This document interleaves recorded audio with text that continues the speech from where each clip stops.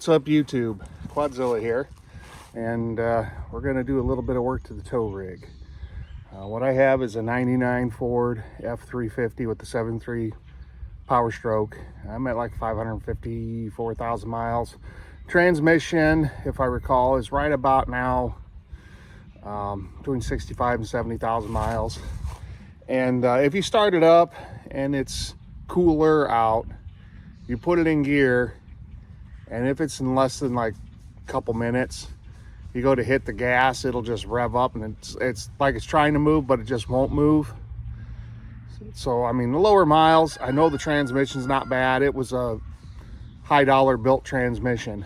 I got on the forums, and one of the comments somebody said was the check valve on the bypass loop is probably sticking. Well, there's a lot of people that actually eliminate that loop, and that's what we're going to do. So there's several different kits out there, and it's going to sound funny, but Timu. The ATS, I want to say, was around $100 for the kit, if I recall. Timu was like $10, and I laugh because all it pretty much is, it's a couple pieces of aluminum tubing that's cut, but it's just going to take the place of the bypass tube, and you'll reuse your washers, which I'm not too keen on that, but we'll see if it seals. If it doesn't seal, I'll go get new washers. And you just put your banjo bolt back through. That's it. Should be 10-15 minute fix, depending. Knowing me, it'll probably take me an hour or two because tons of cuss words and everything else, but we're gonna give it a shot. All right, I guess I'd show a video here real quick. This is the tow rig. We are at 553, getting ready to turn 554 if I recall. I did rocker panels last year, which I'm getting a little bit of surface rust down there, but I'll end up hitting it again here. But I did rocker panels with the B pillar. And I got a little bit from door rubbing down there, but that is cab corner. I did that too.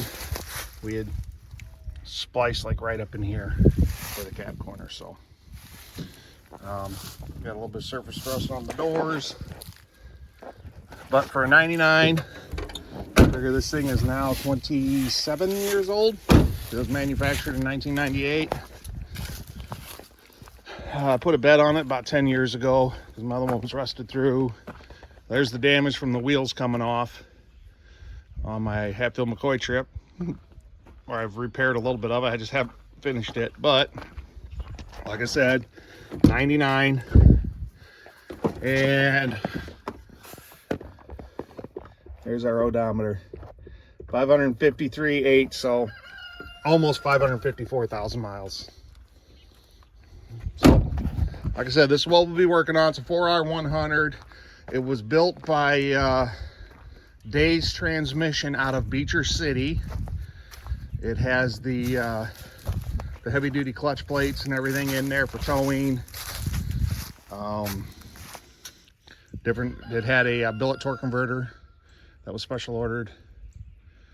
But total bill was back when this was done was like 4,000, something like that. It was a chunk. I did replace the running boards last year too. Mine had actually rusted completely through, and I found a guy that had this used set off a salvage truck for $100. So, but she's not perfect, but she's perfect for me. All right, let's get to it. Okay, YouTube, I am under the truck now. You can see my transmission lines coming in here, and if you look up, I know it's hard to focus, but you can kind of see a tube right here, and it runs back, and it attaches right here too. So, right, I'll try to get the camera right here, right up there.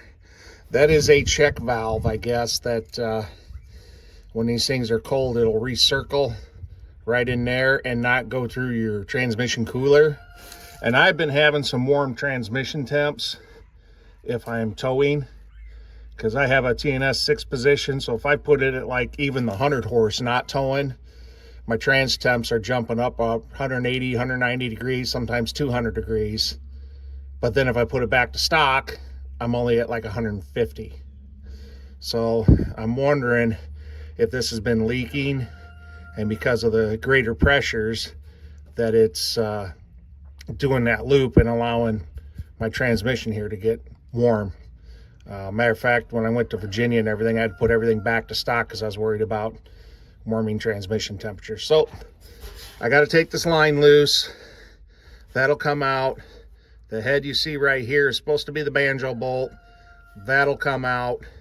And then I could take this tube, push it up out of the way, take the pieces in the kit, and it'll slip into here with a crush washer on either side. I can put that back in, torque it down, reattach my line. All right, let's go. All right, YouTube. I'm at the back one. I have the line loose, and I have loosened up the banjo bolts. Now I got fluid kind of running out a little bit into the container, but yep, now I can pop that loose, grab the washer off the back, and put the piece of tube in there, and I'll just push this and kind of bend it up out of the way. All right, YouTube, I got that one done and torqued in. I still got some dripping from the line up above coming on it. So once I get the other line off, I will spray this down with a bunch of brake clean. But now the other one is way up there by my exhaust. So I got it cracked loose, but it's a pain in the butt to get in there to try and turn it, especially when you're the size of a fucking gorilla like me. So yeah, that's where we're at. All right, YouTube, I got the transmission line loose, but my bear paws had a hell of a time getting up in there. So now, I'll get that light up in there. That nut up in there, that's what I got to take loose, and then that line will come off. All righty, keep posted. Okay, YouTube, I got the piece off. This is that tube. So this is where it was on the front, and this is that check valve you've seen on the rear. So just that simple. It'll sense pressure, cracks it open, creates a circulation loop for warming up. But when those stick, that's when you have your issues. So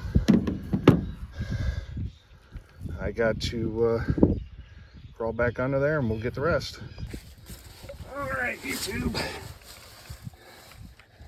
As you can see there, I just gave it a quick spray down with some brake clean. I didn't go crazy with it, but we got that one.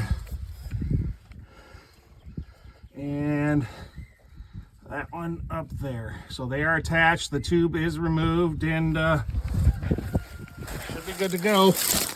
It was not too bad of a job. It was tight getting in there, but with these gorilla bear paws of mine, there's a lot of handguns I can't even shoot.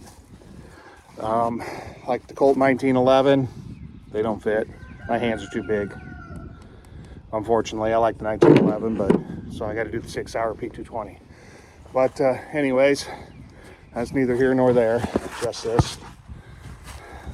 Like I said, we took that tube off, and from everything I understand, the purpose of this tube, so if this is the rear of your transmission, the front, as it's running, you go to do a warm-up, this check valve will open up because of pressures, and it will circulate here through the transmission. And once it warms up, this is supposed to close. But a lot of people have had issues, and my transmission was rebuilt, so this may be original. This may have had, you know, the 500,000 miles on it. I don't know. I digress. But with this removed, it's going to force the transmission to pump everything through your transcooler. There is no other route anymore. Everything's got to go through your transcooler. And I have an oversized transcooler that's almost the size of my radiator. It's massive. I did that when I burned up a transmission years ago towing rock. So, and it wasn't even a lot of rock. It was only hauled like 3 tons at a time. But yeah. But you can kind of see in here, I don't know how well you can see that or not, but there is a hole inside there. So those bolts that go through are a banjo bolt, just like on a brake caliper, and that's what allows the fluid through.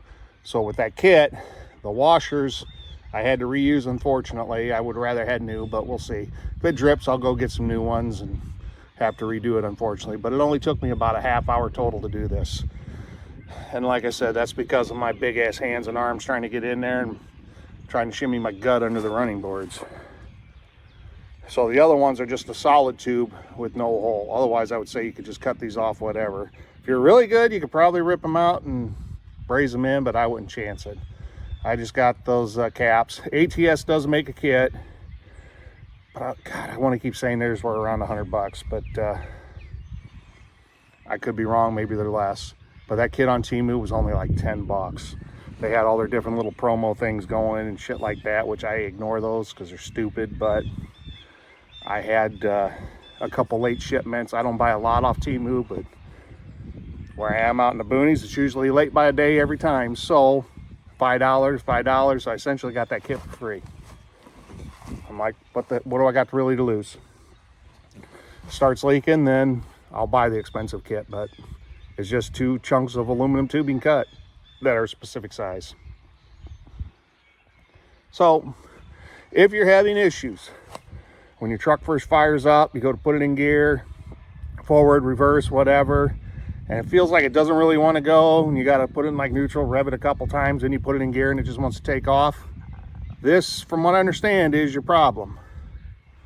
So I guess when you rev it a couple times, it makes this want to open, close, like there could be some dirt or debris in there or something, a little bit of clutch dust, but we'll see.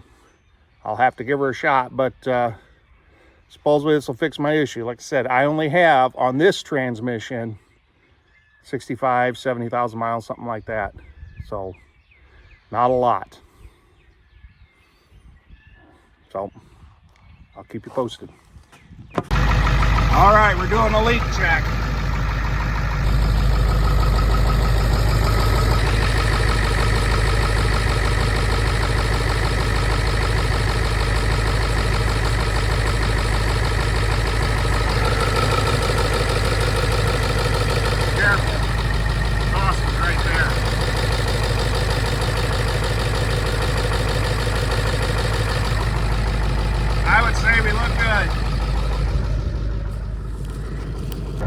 All right, YouTube, you should have the tow rig taken care of at this point. No leaks. Only visible fluid you can see up there is from where I sprayed the brake clean, a little bit of like pink tinting from the transmission fluid. So gotta have her ready. Gotta keep her going for the Hatfield McCoy trip. So and possibly Michigan this year, and I don't know, I'm seriously thinking maybe finding some time for the Alpine Loop this year out in Colorado. We'll see. Yeah, got to keep the rig going. Stay safe, ride hard. Quadzilla out.